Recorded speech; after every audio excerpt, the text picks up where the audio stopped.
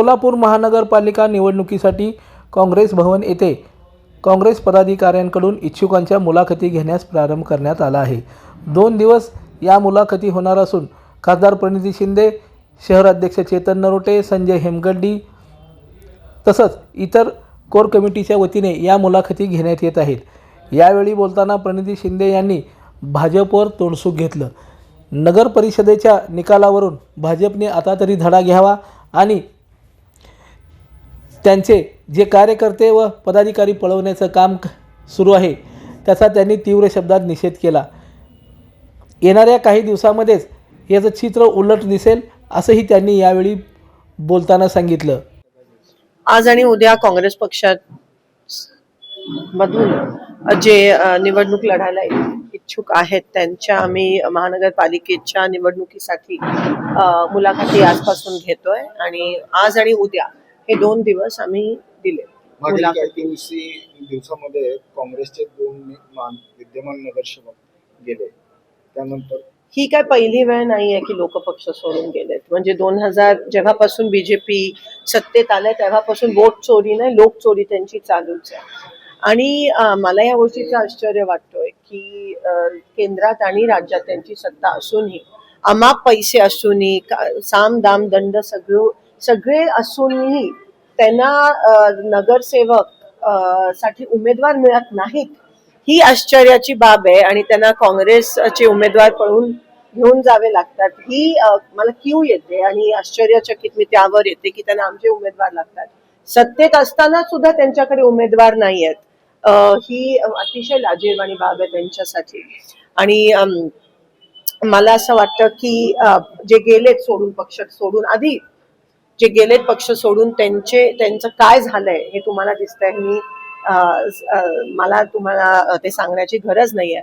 आणि काँग्रेस मुक्त भारत करणारे जे आहेत, जे फुशारक्या मारतात, ते आज काँग्रेस युक्त बीजेपी करतात, ह्याचा मला कुठेतरी आनंद होतो। भाजप नेत्यांचं असं म्हणणं होतं की काँग्रेसला उमेदवार सुद्धा मिळणार नाही, पण ऐकतं बघतोय आणि मोठा रिस्पॉन्स मिळतोय, काय सांगाल? आणि आमचे उमेदवार ते घेऊन चाललेत, म्हणजे हे स्पष्ट आहे की कोणाला मिळत नाहीये, हे स्पष्ट आहे। सत्ता संपत्ती आणि सगळ्या यंत्रणेचा नगरपालिकेमध्ये यश मिळालं नाही, हे तुम्ही बघता की काल जे सोलापूर जिल्ह्यात घडलं की धाडकन तोंडावर पडले भाजपच्या विरोधात जेवढे पक्ष एकत्र झालेले, मग त्या आघाड्या असतील, तीर्थक्षेत्र विकास आघाडी असेल किंवा त्यांच्या 2 कुबड्या असलेले पक्ष आहेत, त्यांनी ते सत्तेत आलेत, पण भाजप ही तोंडावर पडले। एक अहंकार जो आहे तो लोकांना बरोबर कळत असतो। जसं मी म्हणाली, जे पक्ष सोडून जातात त्यांची काय परिस्थिती दुसऱ्या पक्षात झाली आहे, सोलापूरच घ्या तुम्ही, मला कोणाची नावं घ्यायची नाहीत, पण तुम्हाला दिसतं आणि जनतेला बरोबर कळत असतं। आज कोणतं आमिष दाखवून भाजप, किती पैशांचा आमिष दाखवून, सगळा काही आपल्या देशात पैशांचा खेळ नसतो आणि हे लोक बरोबर त्यांची जागा नेते मिळवण्यात ते यशस्वी झाले, पण कार्यकर्त्यांचं मत मिळवण्यात ते अपयशी ठरले असं मला 100%। तुम्ही लोकसभा पण बघा, वन साइड झालेलं महाविकास आघाडीला, त्याच्यानंतर मॅन मशिनरी आणि मनी, ह्या सगळ्या गोष्टीचा वापर करून ते सत्तेत आले। ती काय विधानसभा निवडणूक भाजप सत्तेत आली नाही, ते वोट चोरी, लोक चोरीच्या माध्यमातून हे सगळे फेक निवडून आलेले खरं तर आमदार आहेत। आणि त्याच्यानंतर तुम्ही बिहार बघा, बिहारचं उदाहरण घ्या, सगळीकडे आपल्याला हे दिसून येतं। कालच्या निवडणुकीत पण काही ठिकाणी जिथे आमचे उमेदवार जास्त होते तिथे त्यांनी परत वोटिंग घेतलं आणि जेव्हा आमचे उमेदवार घरी गेले आणि तेव्हा त्यांनी ते मॅनिप्युलेट केलं रिकाउंटिंग मध्ये। आणि म्हणून तुम्हाला, आणि मग तिथे त्यांचे 2+, 3+ म्हणजे कशा पद्धतीत हे करता तुम्ही बघा। प्रशासन पण पूर्णपणे त्यांच्या दबावाखाली आहे। मी म्हणत नाही, कारण का आपले ऑफिसर्स हे चांगले आहेत सगळे, पण दबाव एवढा प्रचंड आहे की त्यांना सकम व्हावं लागतं, त्यांना त्यांच्या ह्याच्यात काम करावं लागतं। सोलापूरमध्ये महाविकास आघाडी होईल का? आणि झालीच तर सोलापुरात आम्ही महाविकास, भाजप विरोधी जेवढे आहेत पक्ष, त्यांच्या सोबत एकत्र येऊन आम्ही या ठिकाणी महानगरपालिका लढत आहोत। काल आमची मीटिंग झाली। याच्यामध्ये खूप मोठा फरक आहे। बाळसं धरणं आणि सूज येणं एक फरक आहे.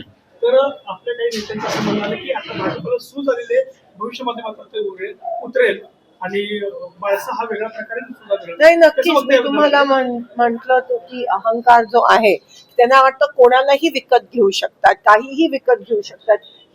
हा जो त्यांचा विचार करण्याची क्षमता इथून दिसून येते की ते किती अहंकारी असतील किंवा किती मटेरियलिस्टिक ज्याला म्हणतात असतील, की सगळ्या गोष्टी पैशाने विकत आपण घेऊ शकत नाही. आणि तुम्ही बघा थोडे दिवस आता राहिलेत, आता हा कुठेतरी वर गेल्यावर जो खाली येतोय तो त्यांचा सुरू झालाय आणि तुम्हाला दिसेल काही दिवसात की हे पूर्ण गेम आता उलटा होईल आणि पुन्हा एकदा मला असं वाटतं जे गेले ते त्यांची येतील. काल आमची मीटिंग झाली, त्याच्यामध्ये चांगलं डिस्कशन झालं, बऱ्याच सीट्सवर आमची चर्चा झाली आणि मला असं वाटतं 1-2 दिवसात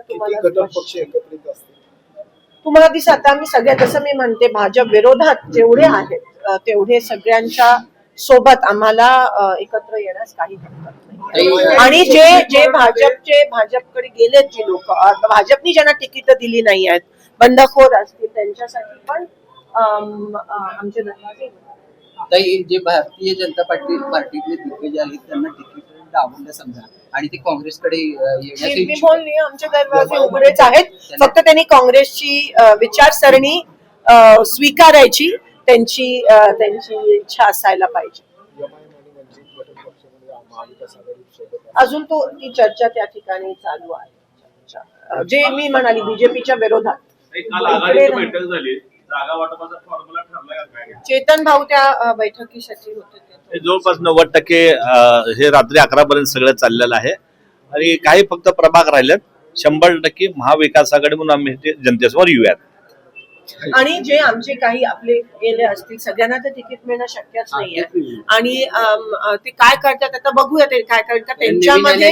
त्यांच्यामध्येच एवढं लागलंय, तुम्हाला दिसतंय आज त्यांच्यात एवढे नेते आहेत आणि इगोचा खूप मोठा प्रॉब्लेम झालाय त्यांच्या पक्षात. कोण कोणाचं काय तालमेलच नाहीये. जे तुम्हाला माझ्यापेक्षा जास्त चांगलं कळते परिस्थिती. आणि कोणाला काय, कोणाचं काय, कोण जुने, कोण नवीन, कोण बाहेरून आले, हे सगळं त्या पक्षात जेवढं होत आहे तेवढं कोणत्याही पक्षात नाही. आमचा पक्ष मजबूत आहे. आणि लोकदर्शन मराठी चॅनलला सबस्क्राईब करा, बेल बटनला क्लिक करा व लाईक करायला विसरू नका.